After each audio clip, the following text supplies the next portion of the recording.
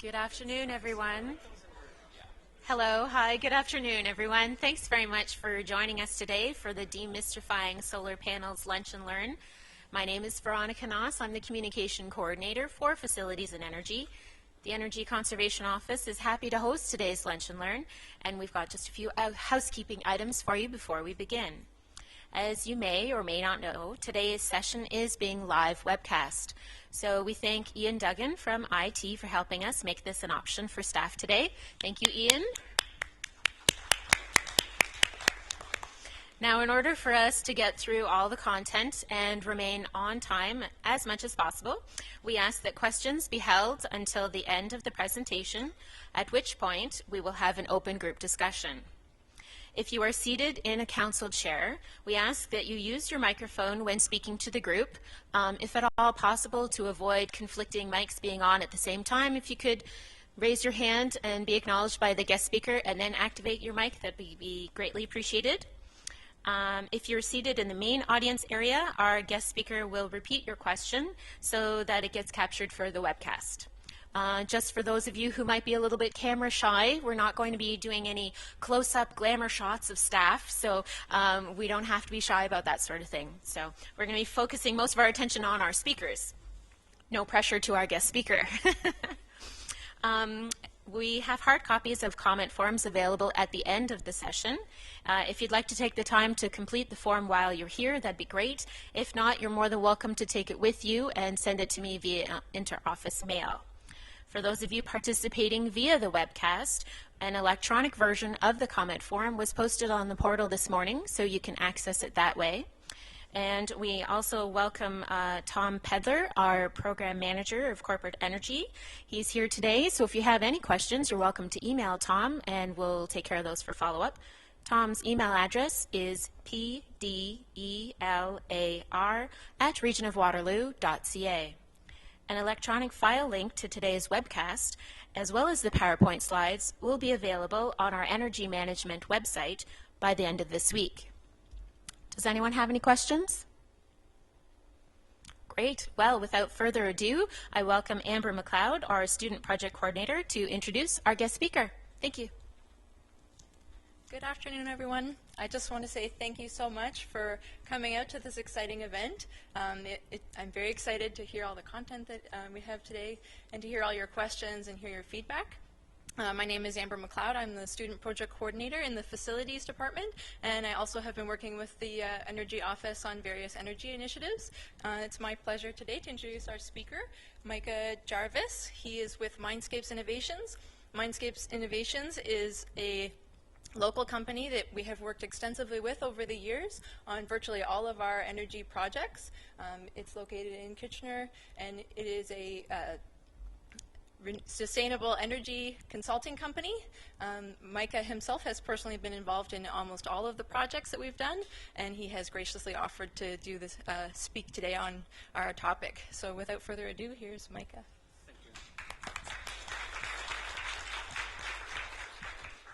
Good afternoon, everyone. I'm just going to grab the clicker here, excuse me. Thank you all for giving up your lunch hour to come and listen to this. As Veronica and Amber mentioned, the purpose of our talk today is to essentially demystify solar panels for houses. So if you have any questions at all, please make a note of them. I am coming from a background where we mostly deal with commercial energy, so if there are any topics where I move a little bit too quickly, in particular if I use an acronym that you're not familiar with and I don't explain the acronym, please wave at me, get my attention, let me know that I need to go back and explain, because really this is about making solar accessible. So without further ado, I'll jump in.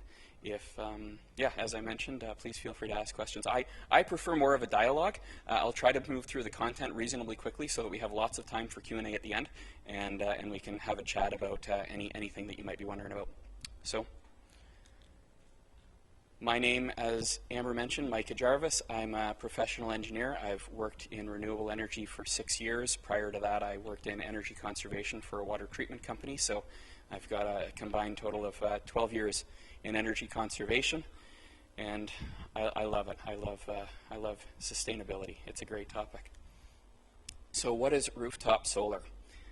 In its basic form, it is harvesting energy of the sun so that you can use it within the home in some way to reduce your dependence on utilities. A couple of ways that you can do that. You can either sell the electricity to create a revenue, or you can use the energy within your home to reduce the amount of bills that you pay for, whether it's natural gas or electricity or something of that nature.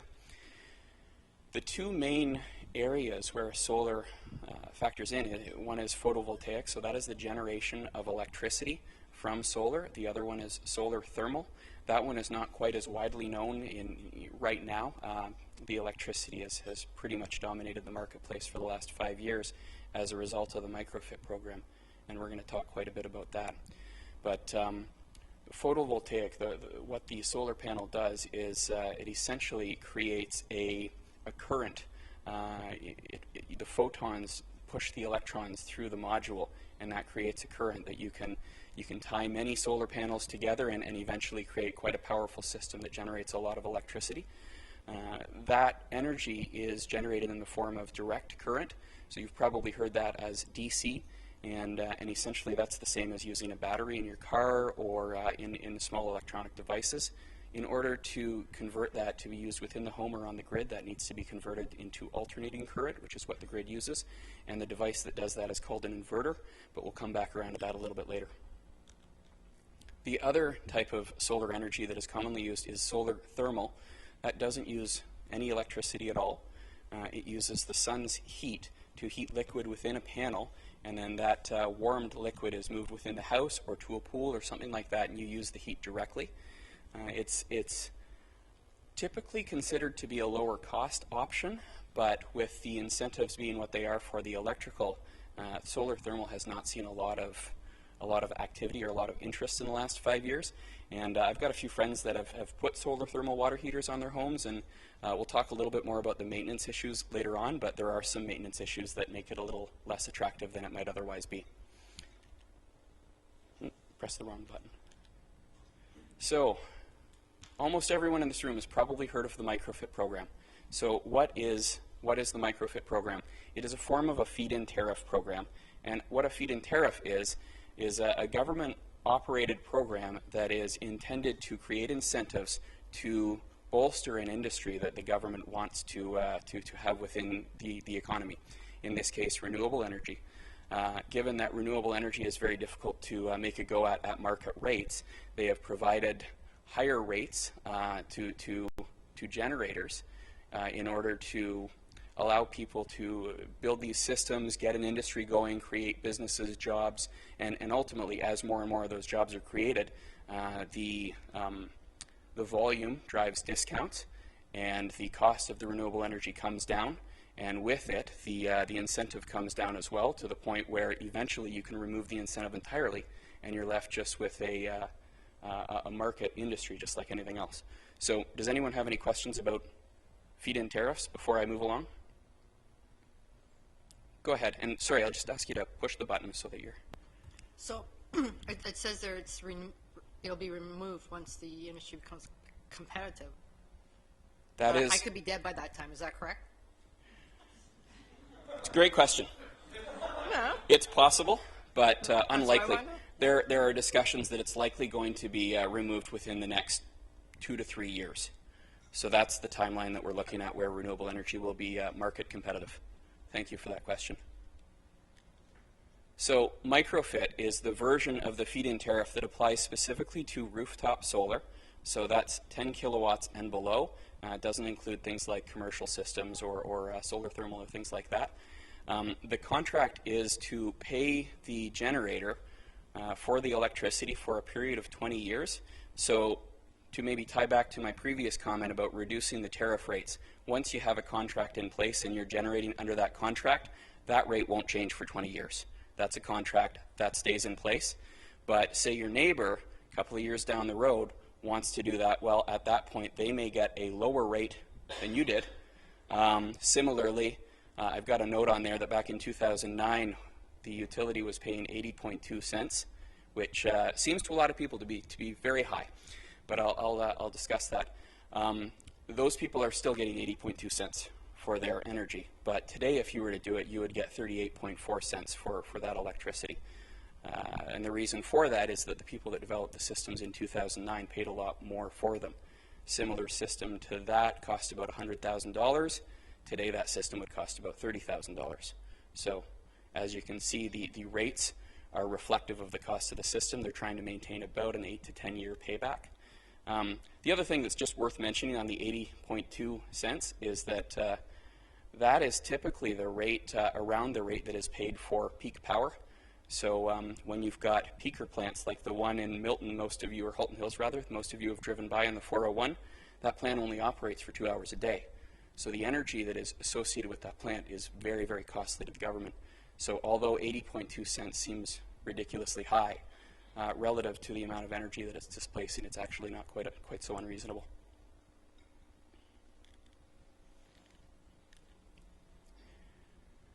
When the microfit program is ended, likely in the next couple of years, the program that it will be replaced with is called net metered. So under a net metered configuration, essentially you're using the electricity within your own home.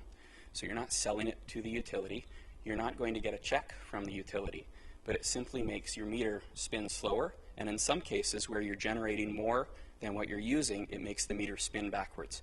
So it's just like anything else where you're going to make it at home so that you don't need to buy something. Net metered is very much the same idea. The effective payback rate, if you're calculating what the payback was going to be, it should be based on whatever you're paying for electricity. Typically that's in the range of 12 to 14 cents, but in many cases with the introduction of smart meters, it may even be quite a bit higher than that, because of course solar energy tends to generate the most during daytime hours when peak electricity rates apply. So right now it's roughly say a 17 or an 18 year payback to put in a net metered system, but a couple of things that you should keep in mind if you're thinking about it. One is that I mentioned it's generating during peak hours, and the second is that electricity rates are going up every year. So unlike a microfit where you're going to receive the exact same value or the same rate for the next 20 years on a net metered system, every time electricity rates go up, your net metered system on your house becomes more and more attractive.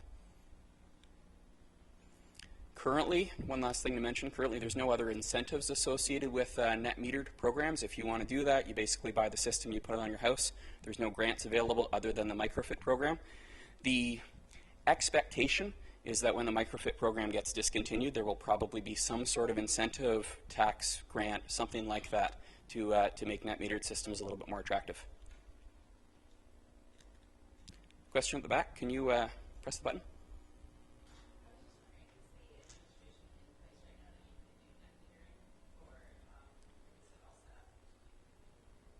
Just because your light's not on, I'm going to repeat the question. So the question was, is the administration in place to do net metering now if you wanted to?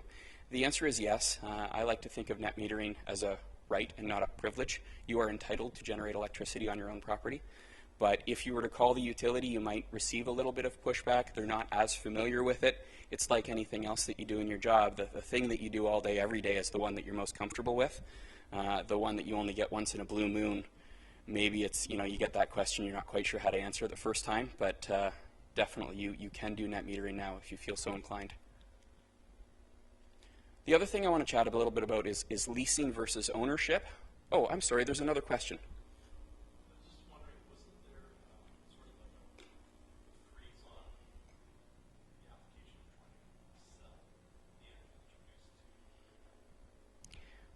Question is, was there a freeze on the applications for the energy that you're trying to sell to the grid? Yes, in a manner of speaking. So today we're discussing microfit systems, which is specifically for residential. The FIT program is for commercial size systems, and the two programs are run very differently. Microfit has been continuously in operation, accepting applications and extending contracts since the program launched in 2009, with a very brief hiatus for a couple of months in, I think it was 2011. Other than that, anytime you want to get a microfit contract, you apply a couple of weeks later, you've got it in hand. FIT, very much a different story. They've changed it so that there is a couple of windows every year or so where you can submit an application and then get a contract within that window, and the rest of the time they're not accepting applications. So moving on to leasing versus ownership. most of you have probably heard about leasing your roof to a solar panel company, and there's pros and cons to each of those. I just want to discuss those very briefly. So a lease is essentially like renting your rooftop to somebody else, just like if you were a landlord of a commercial property and you were leasing those apartments to someone. The company that is leasing the roof, they own and operate the system. They would pay for its installation, for the design, for all of the costs associated with installing it. And they take all of the risk that is associated with owning and operating that system. And as most of you know, for most business transactions, the person that takes the risk is the person that gets most of the money. So that's the same here. They get almost all of the money associated with the revenue generation for the microfit, and the homeowner will get a small rent check once a year, typically in the range of $200 to $600, depending on how big your system is, how well your roof lends itself to microfit, and also which tranche of the pricing your microfit system falls in. It is a long-term commitment. This is a 20-year contract. So keep in mind, if you're considering doing that, it is very low effort, it's very low risk, that is very nice, but you are now committed to this company for 20 years. It's a little bit like a marriage, so you want to make sure that you understand who that organization is very well. And another thing to keep in mind is that there are many times when organizations trade microfit contracts. So one organization may go under, they may sell those contracts to another organization. Now you're dealing with someone new, so you just want to make sure that you have an understanding of what your rights and privileges and obligations are in the event that that happens. So certainly something to consider, but make sure that you are aware of what it is that you're signing up for. Are there any questions on it? Go ahead. Great question. I'm actually going to cover that towards the end of the presentation, but short answer now is that not all home insurance providers are comfortable with solar leasing companies. You may find when you go to renew your insurance that your current provider is no longer interested in insuring you. So if you are considering getting a lease, you would want to make sure that you talk to your insurance provider before you sign anything. Another question? And what if you sell your house in the meantime? If you sell your house, there is a process in place for transferring everything to the new homeowners, and that's for both leased and for owned systems. So arguably it would increase the value of your home because there's a residual income associated with the property. Is there a question at the back? Or sorry. So is solar right for your roof? There's a lot of places where it is ideal. There are a lot of places where it isn't. So if you have a really nicely treed lot, you've got lots of big trees that are creating great shade for your house. I mean, I would love to live there, but it isn't ideal for solar. As we all know, the more sun that a solar panel sees, the more that it's going to generate. And the other thing to keep in mind is that if you have nice trees now, in 20 years, they're going to be really big trees. So if you think that shading might be a concern, just consider whether or not you're willing to trim those trees or cut them back or cut them down entirely if you really want to have solar on the roof. The more shade to a solar panel, the less it produces. Another consideration for trees: animals live in trees. Animals jump from trees to houses, and then animals move into solar arrays. We're going to chat about that a little bit more, but definitely something you want to be very aware of. The age of your roof is a big consideration. If your roof is 15 years old and you think you've got another 5 years to get out of it, don't put a solar array on your roof without replacing your roofing system. The cost associated with removing your roof and then removing the solar array and then putting that back on is significant. It costs more than the labor to install it the first time because often there's wires that will crack, fittings that need to be replaced. Not to mention that maybe not all of the screws go into the same holes that they were in the first time. So there can be implications to that. So if you've just put a new roof on, or if you've got a metal roof on your house, that's ideal. But you definitely want to keep that 20 years in mind and try to avoid replacing the roof while the array is up there. On the other hand, the main thing that causes roofs to fail is UV light. So it's the sunlight hitting the shingle, and that degrades the shingles over time. And solar panels soak up all that UV. That's how they generate electricity. So a roofing system that is underneath a solar panel will last longer than a roofing system that isn't. So you can maybe stretch it a little bit, but try not to push it. Last comment, east-west facing roofs versus south-facing roofs. if you've got a nice big surface that is south facing that's going to generate a lot of electricity, you can still put it on an array or on a roof if it's east and west facing, but you're going to suffer about a 15% reduction in generation because it's not facing towards the sun in an optimal angle. So just to go through the components of a solar system briefly, a solar panel on its own converts about 15% of the energy of the sun into electricity. A 250 watt solar panel is kind of the typical, so that's 20 CFL bulbs running when that solar panel is at its peak production in the middle of the day. And something to keep in mind, if there's light on that solar panel, it is always live. So keep in mind, remember, there's no off switch for a solar panel. If there's light on it, it's producing electricity, it's dangerous. Another thing I'll draw your attention to is the amount of energy that is output is 230 watts, 7.5 amps, 30 volts. That's considered low voltage. If you had one solar panel and you touched it in the wrong way, you might get a tingle. It probably wouldn't be the worst thing in the world, but I mean, anything is possible even at low voltages, so be careful. But solar panels are tied together into strings where you add up the voltages for each solar panel that is in that string. And so when you have a string of modules on top of your house, you're actually dealing with 300 volts and roughly 15 amps.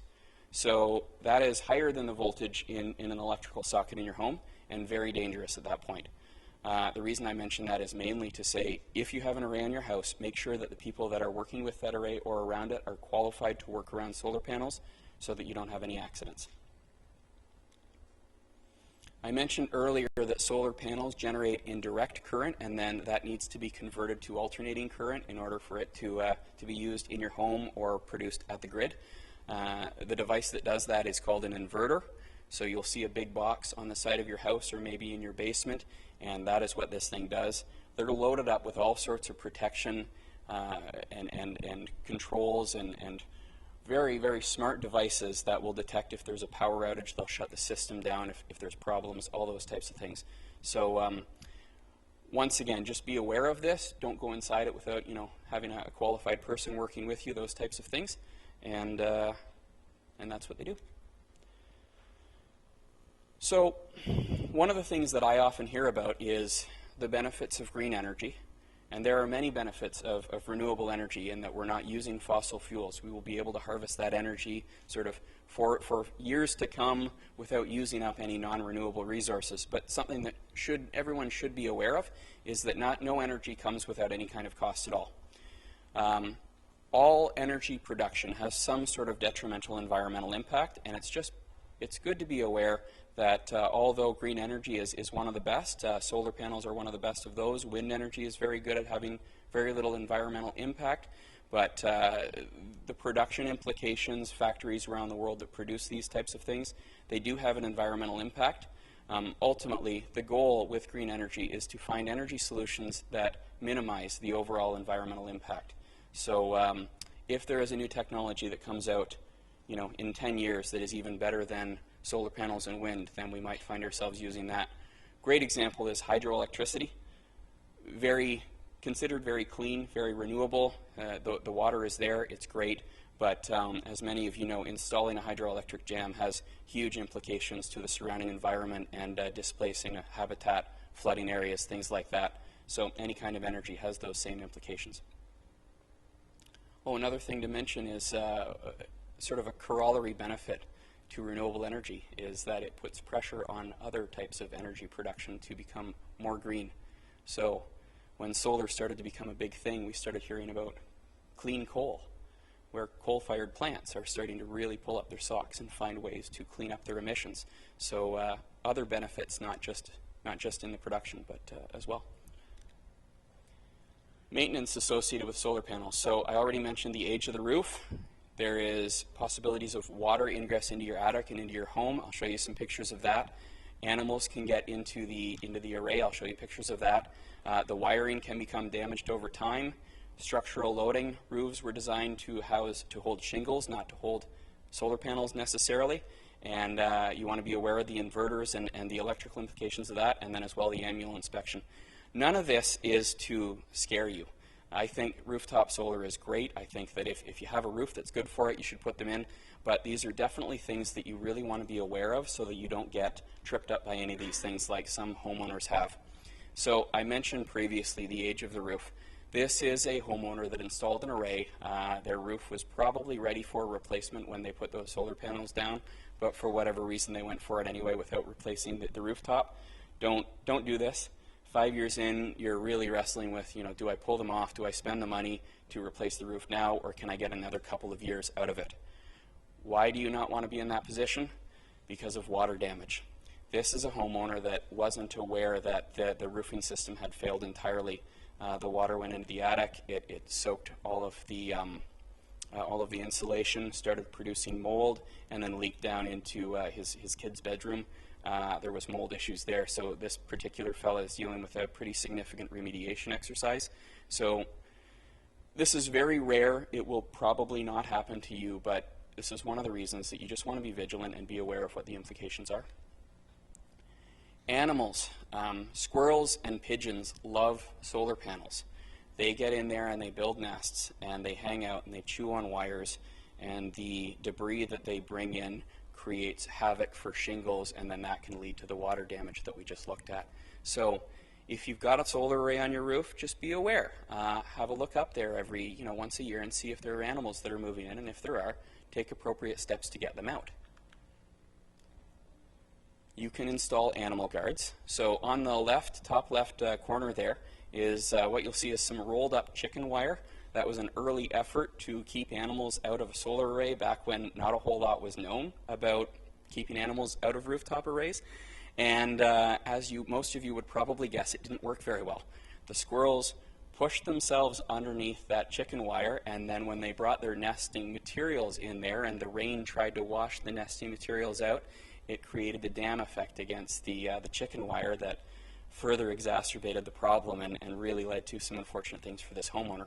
So that's not the way to go, but on the top right you'll see a more rigid animal guard, and that will successfully keep animals out.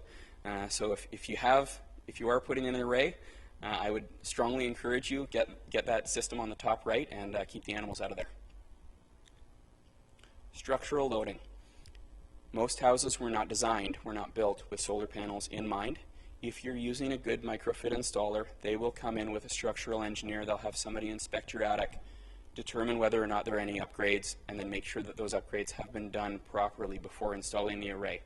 I have heard of one instance where that didn't take place properly, and a gentleman is now wondering whether or not his roof is sagging as a result of the solar array because the reinforcements weren't installed properly. That's one instance out of many hundreds that I've been involved with, but just something to be aware. Get to know who the structural engineer is that's coming in to look, have a conversation with them, make sure that you understand what is going to happen in your attic so that you can feel like you're a part of that process. Inverter maintenance. Inverters are really the only piece of a solar array that requires regular maintenance other than maybe removing some animal stuff. Bring in a qualified technician once a year and get that all checked out. Don't try to do it yourself. It's pretty dangerous. Typically they're designed to last 12 to 15 years before the inverter needs to be replaced. Sometimes you might get the full 20 years out of it.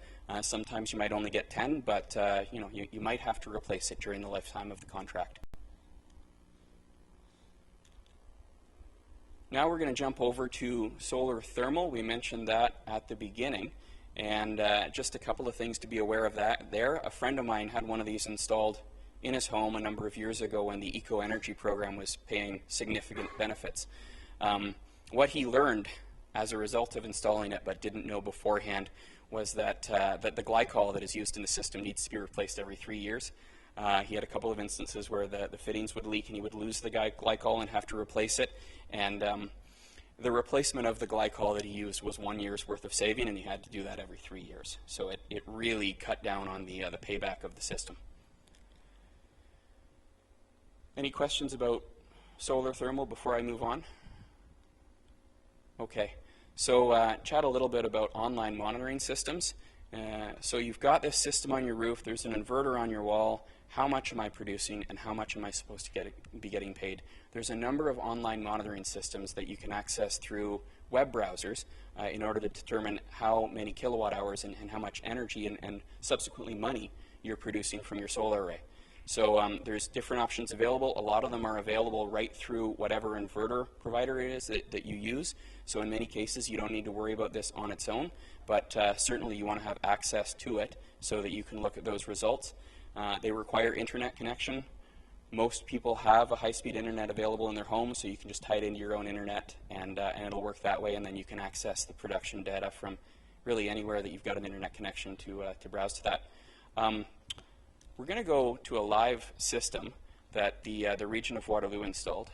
Amber, thank you. So this is the system at the Mannheim Water Treatment Plant. This is a commercial system. The viewer that you're looking at is called the Cachelon monitoring system, and so that's telling you right now how much energy is being produced, what percentage of the overall system peak is. If there is a problem, this system would alarm. You can go into some of the details and find out what exactly is wrong. And essentially what that's going to help with is if you're working in conjunction with a maintenance provider to figure out why you might have a problem with your solar array, these types of monitoring systems can really help to narrow that down. One of the limitations with most monitoring systems, though, is that they give you a picture at the system view, and they don't have the capability to drill down to the individual module and tell you if that module right there in the middle of your array is the one that is giving you a problem. Amber, if you don't mind switching back.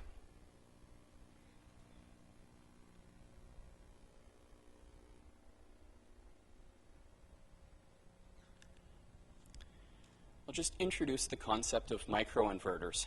And microinverter is a technology where you have a very small inverter that goes onto the back of each solar panel instead of having one large inverter on your wall. They cost a little bit more.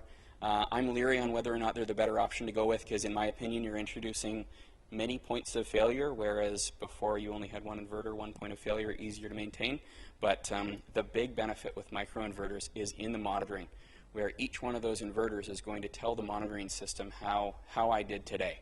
And you can pull up this view and it will show exactly how much energy is being produced by each module on a daily, weekly, monthly basis. So if you get one module that fails in the middle of the gray, there's no question about which one it is. You can see it'll be color-coded. It'll be, a black module in a sea of nice bright blue that are producing a lot of energy, and then you can tell your maintenance provider, it's that one, go replace that single module, and you're back to the races. Getting into a little bit of the theory behind solar production, not all months are equal. In the summertime, we have the sun is high in the sky, we have long days, we have a lot of hours to produce. You're going to produce most of your energy during that time, so if you have a microfit system, you're going to receive your biggest checks during that time.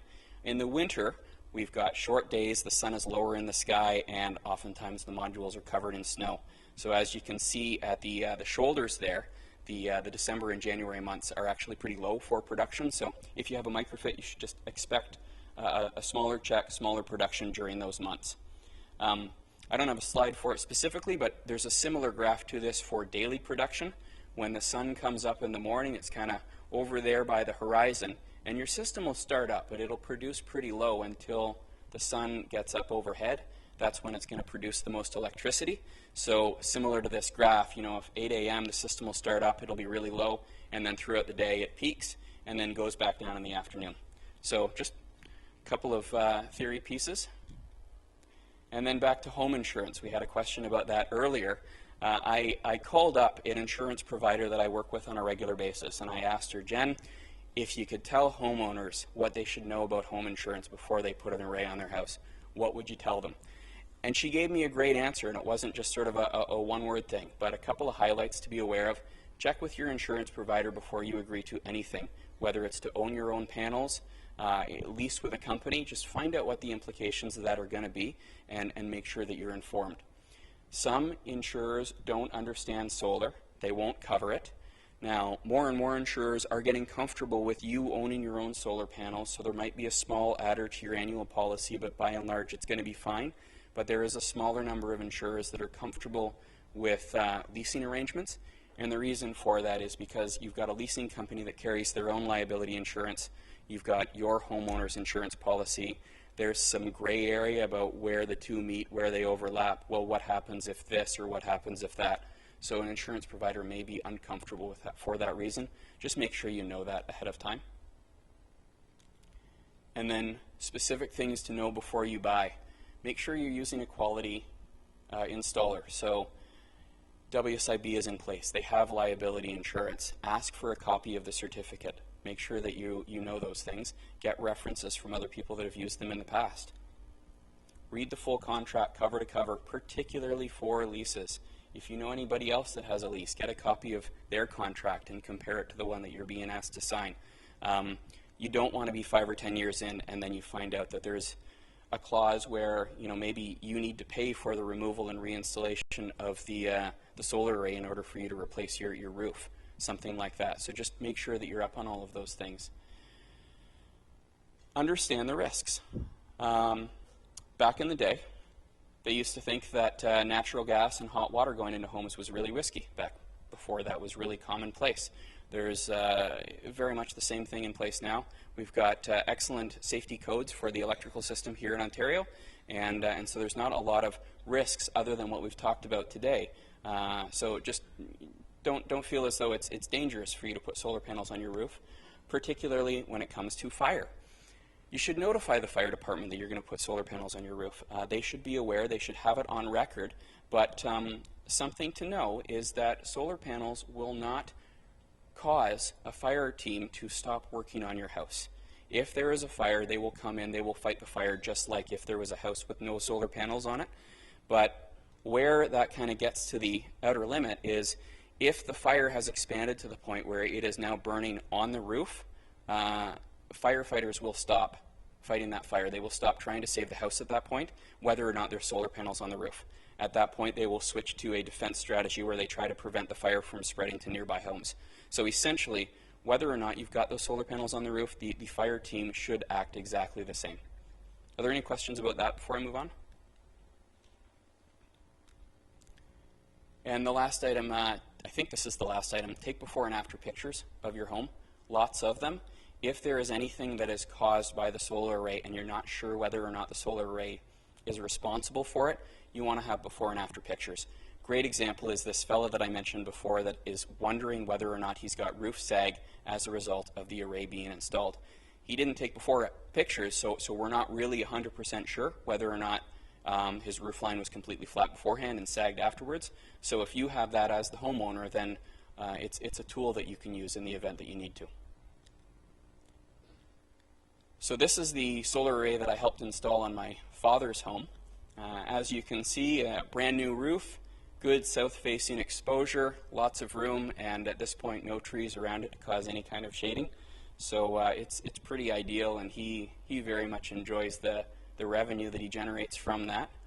Another little fun thing, he actually planted grapevines along the southern exposure. So in the winter, there's no leaves on the grapevine. He gets all the benefit of the solar energy into the windows. In the summertime, all the leaves create shade, kind of like natural air conditioning. And that's the end. So how are we doing for time? We've got 20 minutes left until 1 o'clock. Let's have a conversation. Please ask questions. Go ahead.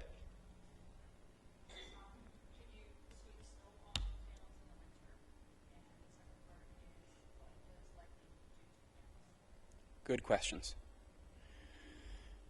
So regarding snow, the jury is still out on that. Arguments on both sides. Obviously, if you sweep the snow off, you're going to create more generation. Often, if you sweep a little bit of snow off so that there's only maybe a ½ inch of that crusty ice left, then the sunlight on a good sunny February day, the light is enough to melt that snow and it'll just slide off. So then you can have completely clear modules, you get more production. However, the reason the jury's still out is because of something called microfracturing. And so any kind of impact, if you were to say lean on that array in the middle of the room right now, you would not see anything wrong with it. They're actually pretty resilient. You could probably even fall on it and it wouldn't crack, but there would be microfracturing that would happen within the cells that would reduce the amount of generation that they produce. And although you can't see them, they're there. The concern with sweeping the snow off is it might create this microfracturing. It might reduce the generation over time. So essentially, it's one of these handle with care things. Regarding lightning, there actually hasn't been a whole lot of hubbub about lightning in the microfit industry, but most inverters, most combiner boxes, most solar arrays come with surge arresters. The one at the Ops Center, I was involved in developing the solar array at the Ops Center, and that was back in 2009. And I remember back then there was a bit of pushback getting lightning arresters put into that array, just because nobody was familiar with it, nobody knew how to do it. Now it's commonplace, and by and large, if lightning struck the roof, you would probably blow out some circuitry in the inverter. And other than that, it would probably be very much like if you didn't have a solar array and lightning struck the roof of your house. It certainly doesn't attract lightning any more than if there wasn't. Go ahead. Two questions. We just recently had a hailstorm, and just wondering about the integrity of the system in the event of a hailstorm. The other question I had was, I've been thinking about installing a system because I have a really good south side facing roof. However, I'm wondering if my neighbor would have an issue with it, with the reflection in his daughter's window kind of thing. Like, does it make any place like that? Good questions. Okay, so first one regarding hailstorms. As I mentioned, the integrity of the modules is actually really good. You can fall on these things and they won't break, but it will create microfracturing. Not a whole lot is known about the impact of microfracturing. Does it represent a 1% loss, 10% loss? There just isn't a whole lot of data available just yet, but probably the hailstorm you're referring to was about 2 weeks ago on a Sunday.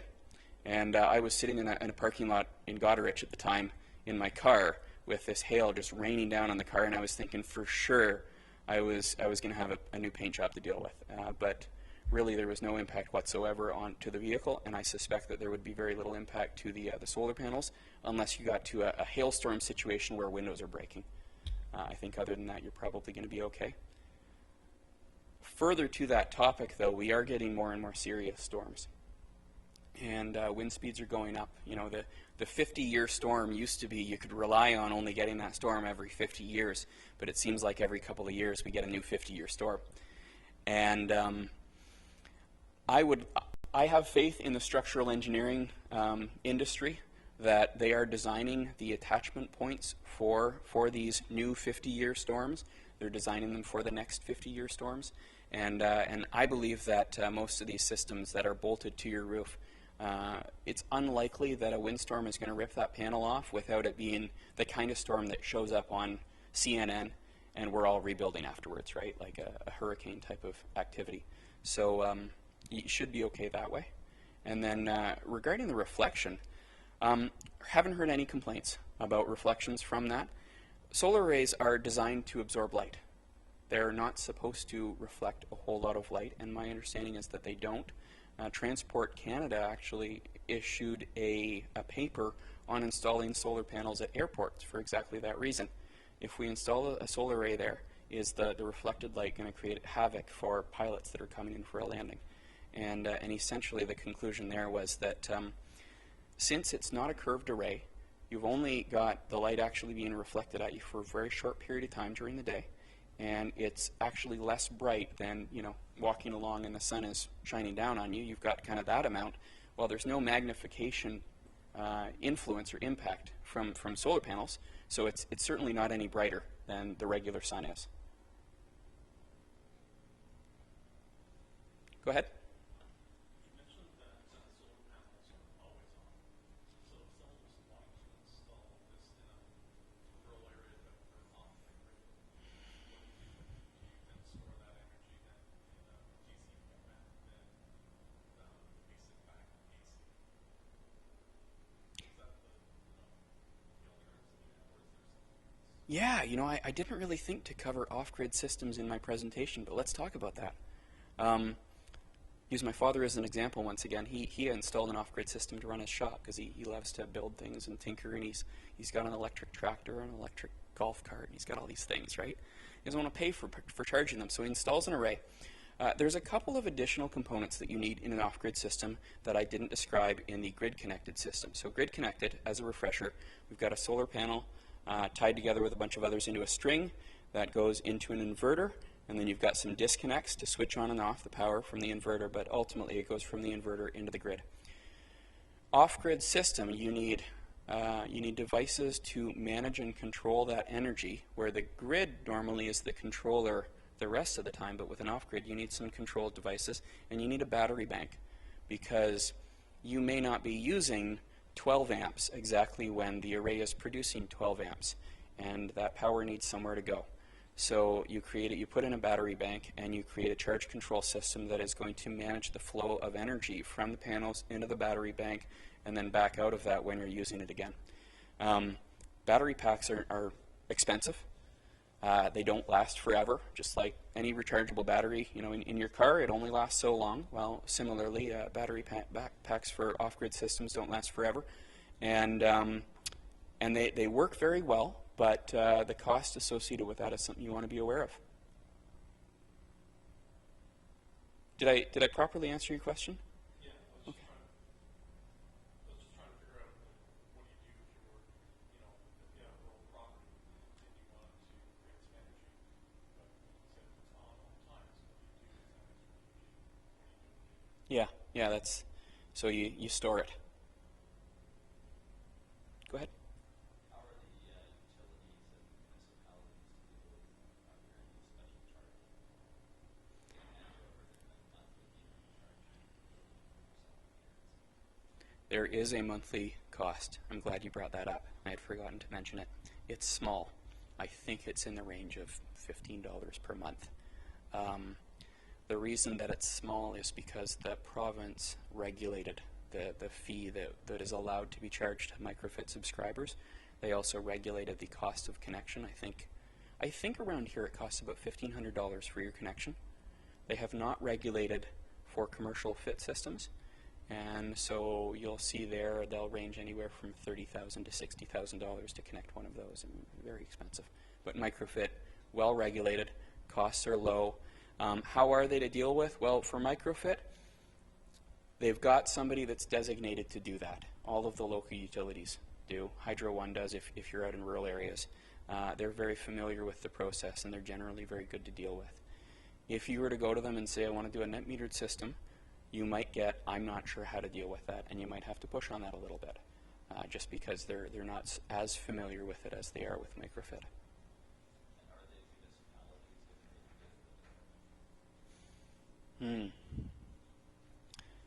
Probably. Most municipalities, certainly locally, bigger municipalities will all require a building permit. I think that that's a good thing myself, because a building permit requires a structural engineering review.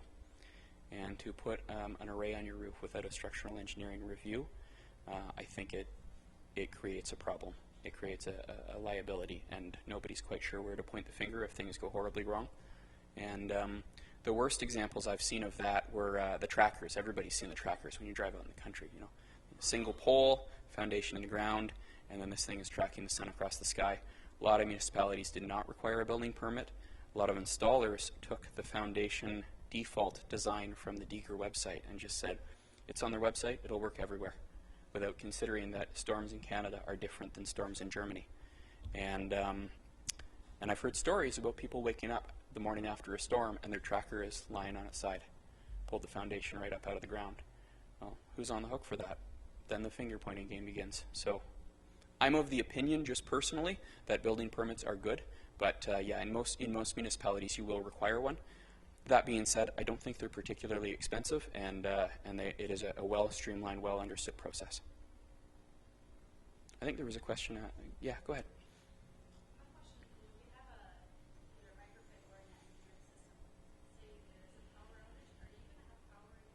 No.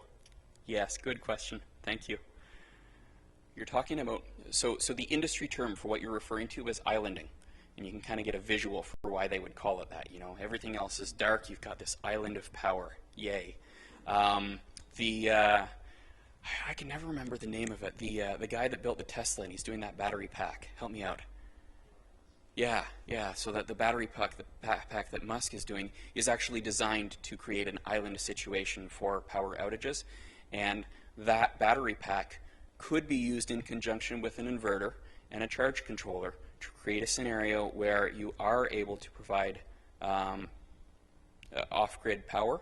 But once again, we're adding some components to the system that you don't have otherwise. Inverters are designed very diligently to be anti-island inverters. And the reason for that is if the grid goes out and the inverter tries to keep running, well then you're actually providing power out to the street without realizing it or intending to, and it would be very much like a mouse and an elephant where your inverter would just get smushed. So I get that question a lot, if I install an array, will I have power when well, yes, you can do that. It will cost a fair bit more money to install the required equipment. If all you want is off-grid power, probably a diesel generator is the way to go in terms of cost. Go ahead. Do you have any experience with people selling their houses, let's say 5 years after they put panels on? Do they get fair value for their Really depends on your agent. Really depends on your agent. We manage a portfolio of microfits for a commercial aggregator. And so I deal with these home transfers on a daily basis, and we get some agents call in and they are angry. This is the worst thing ever. Solar panels don't add value. Nobody likes them. And it turns out when they're trying to sell that house that they're right. Then you get another agent calls and he says, this is the best thing in the world. I'm selling this as an upgrade. There's a revenue stream associated with this house that is also helping to save the world. That guy's right. So it really depends on how the system is being pitched. By and large, my understanding is that people get good value, that they do get an adder to their home as a result of it. Whether or not the $30,000 system that you put on the roof and you get a $30,000 adder to your home value, I don't know whether or not that's a 1-to-1 ratio, but I do know that, that it is entirely on how it is pitched.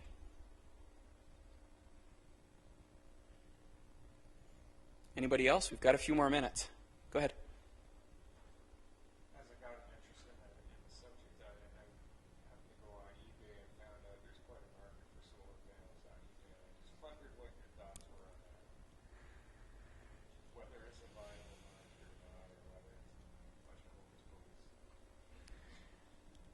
I think it's like anything else that you buy on eBay, and I speak as a long-time loyal buyer of things off of eBay. I love them, but when they go wrong, you don't have anybody to go back to. And I think if you're paying $30,000 for something, and maybe you'll save $2,000 or $3,000 by buying all of the system, all the components off of eBay, but if they start going wrong, who do you go to?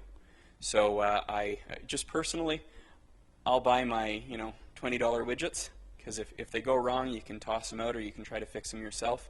But I would be leery about buying solar panels off of eBay unless I was, really willing to sort of do it myself and become a bit of a sort of a solar entrepreneur, if you will, and be willing to take all the responsibility associated with that.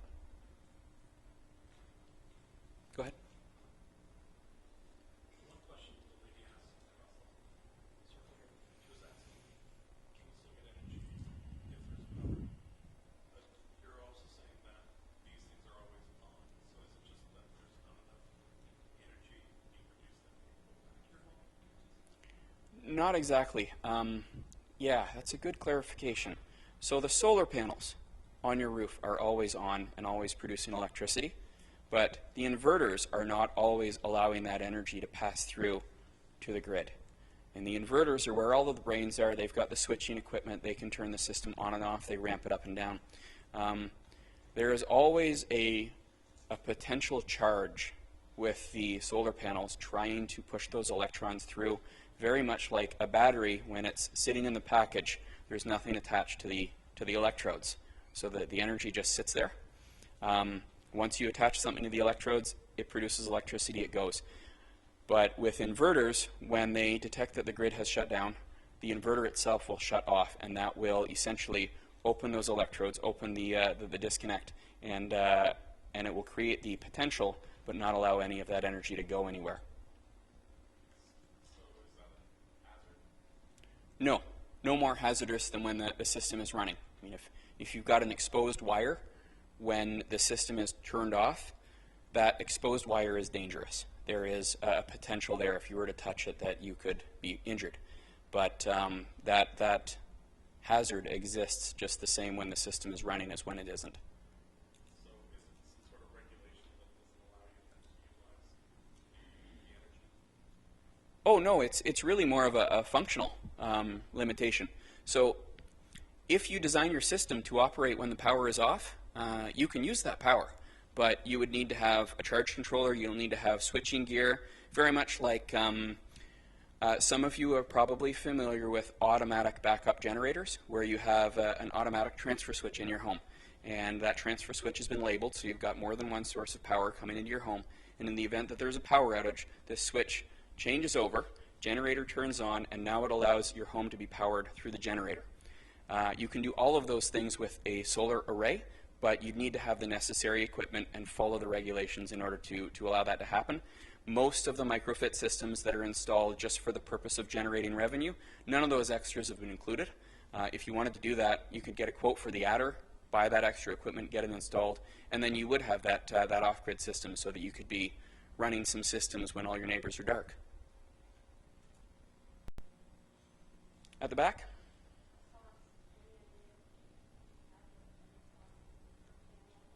Yeah, actually, I forgot to mention that when I was going through the presentation. I'm going to flip to that. Amber's going to help me flip to that slide. So, a 10 kilowatt system is the most that you can install under the microfit program. That's roughly 40 modules, give or take. That's if you have a nice, well, you know what, for context, I showed you that photograph of my father's house. That's a 10 kilowatt system. So if you have that much south-facing roof, that's the biggest system. Rough cost associated with that is $30,000. And the revenue today is going to be about $4,400 per year, and that's up on the slide on the right-hand side. So that's roughly going to be a 7 to 8 year payback, depending on how much you're paying for maintenance, for insurance, whether you finance the system, what rate you're paying on the financing, all those types of things. If you were to go net metered, the system is going to cost you the same $30,000, but the revenue is going to be closer to $1,600 per year at today's rates.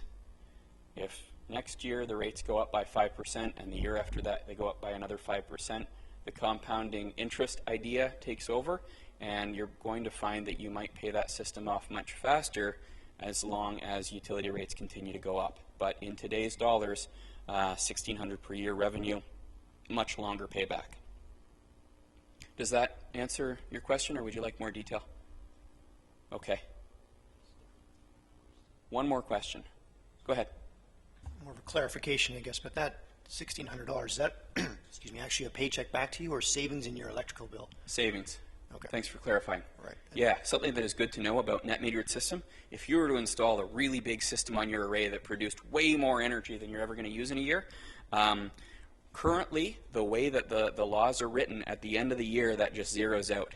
So you'll have a huge balance on your account with Waterloo North Hydro or whoever it is, thousands of dollars, and at the end of the year it just becomes zero. They don't write you a check.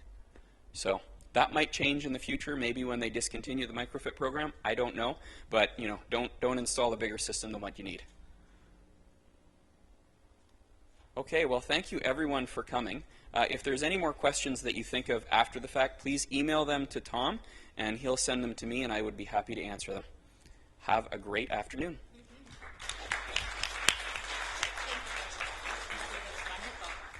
Thanks, everyone. We've handed out comment forms. If you have some time to stay behind now and fill them out for us, that would be great. If not, like we said earlier, we can receive those via interoffice mail. We do have a sample of a solar panel. If you wanted to come and get a little bit closer and have a look, that would be great. We'll still be here for the next few minutes, so if you still have some time or have a pressing question you want to ask Micah now, we're available for you. Thanks very much for coming. Thank you.